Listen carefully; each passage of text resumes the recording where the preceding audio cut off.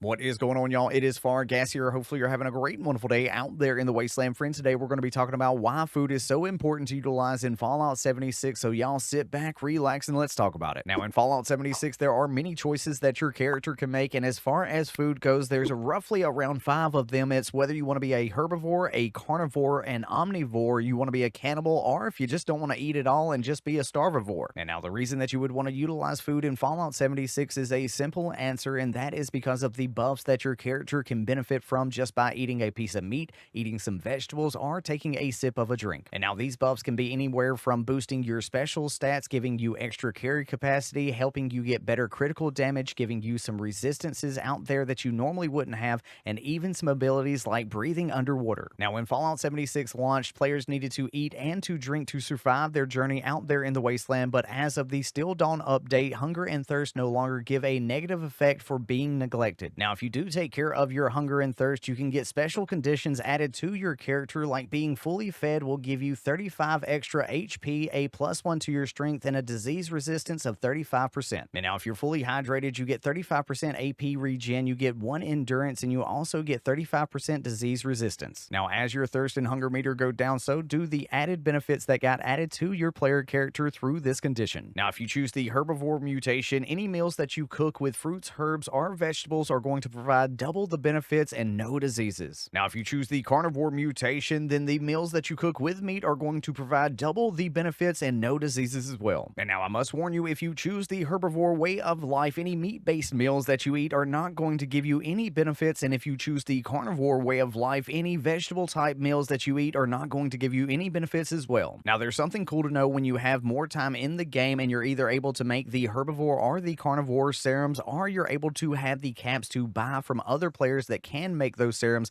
If you are a herbivore and you want to have some of that carry weight, make sure to take a herbivore serum, because you are then going to be able to get the benefits from meat-based meals for an hour. And if you're a carnivore, take the carnivore serum, because any of the vegetable-based meals that you would normally not get any benefits from for an hour, you will be able to have those benefits. Now, during your travels in the wasteland, I want you to be looking for 2 different types of magazines. And just as a friendly reminder, if you're going to be utilizing these magazines, make sure to be using the Perk card curator. This can be found in luck, because this is going to double the amount of time that the magazines and the bobbleheads are going to last for your character. Now, the first magazine that I want you to keep an eye out for, whether you're traveling around the wasteland or looking in player vendors, is called Live and Love 3, and this is for herbivores. Now, the description of Live and Love 3 says that it gives a 50% healing while eating vegetable type meals, but did you know it also increases the bonuses gained from the fruit, herb, or vegetable type meals, and it is absolutely amazing. And now let's take, for example, the cranberry relish on why you would want to utilize this as a herbivore. And by normal, when you consume a cranberry relish, you are going to get 25%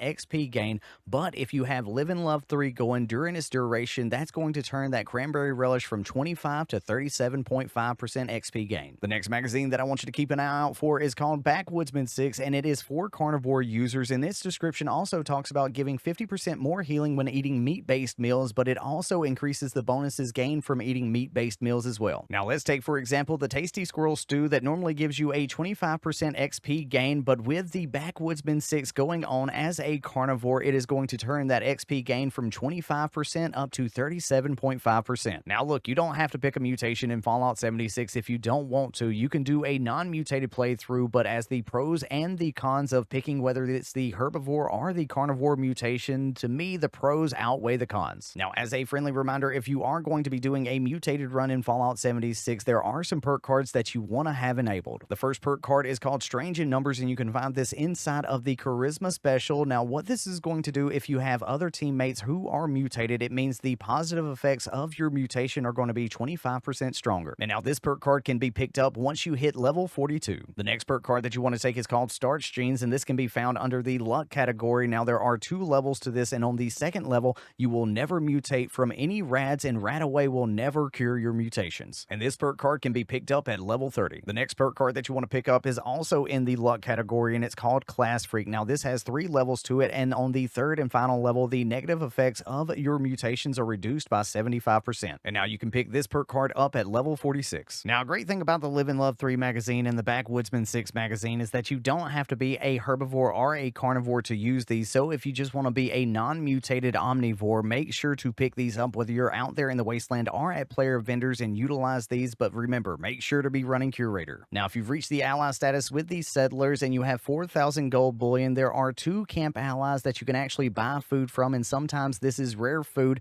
That is Yasmin Chowcurdy for 4,000 gold bullion and also Grandma Junko for 4,000 gold bullion. And the great thing about buying food from these camp allies is that you can do it on one server, then jump to another server, and their inventory will be different, and you can rinse and repeat this. And now, if you're looking for some helpful tips on gaining reputation with the settlers and the raiders, make sure to check out this ultimate guide for raider and settler reputation that we did in collaboration with Duchess Flame. And now, if you find yourself cooking up some stew for Esme over at the White Spring Refuge, why don't you have a seat down right next to the kitchen, because a robot will come up to you and an inventory will open up, and sometimes they can have rare food. And now you may be wondering, where is the best place to farm the ingredients for a herbivore, a carnivore, or an omnivore way of life? And I'm going to tell you where I go when I need this information, and that is DuchessFlames.com. We'll have a link to her website in the description below, and you are going to find so much information here, you're not going to be upset. Now, maybe you're someone in Fallout 76 that doesn't have the time to farm for the ingredients to cook the dishes, or maybe you're someone swimming in ingredients and you're trying to drop some weight on a character. Might I tell you about a group called Buffs and Brew? Now, as of recording this, Buffs and Brew is only on the Xbox and the PC, but I spoke to Duchess Flame because she is the one that created this group, and the scheduled release for the PSN group is going to be July. Make sure to check the description below, and we'll have a link to their Discord. Thanks so much for taking time out of your busy day to check this video out, and let me know in the comments section below, are you a herbivore, a carnivore, or an omnivore? Thanks so much to the channel members for the continued support, and y'all, if you hadn't seen the video that we released talking about helpful websites that every Vault Dweller should know, make sure to check it out right here. Y'all have a great and wonderful day out there in the wasteland. Peace. Love you.